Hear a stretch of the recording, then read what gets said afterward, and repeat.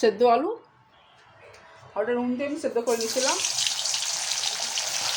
তারপরে আলুটা ভেজে দিলাম নুন, একটু হলুদ, দিলাম লঙ্কা, আদা, লঙ্কা, নারকেল আর কাজুটা বেটে নিই, দুধ দিয়ে বাটবো। দুধ দিলাম, আলুটা লাল করে ভাজা হয়ে গেছে, আবার উঠিয়ে নিচ্ছি। দিলাম জিরে, দিলাম টমেটো, দিলাম নুন,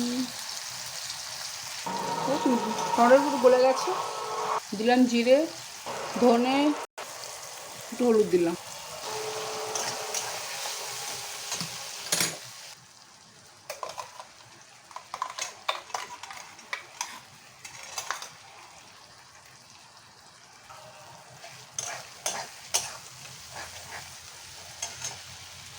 বাটিতে দিয়ে জল দিলাম, একটু চিনি দিলাম, কস্তুরি,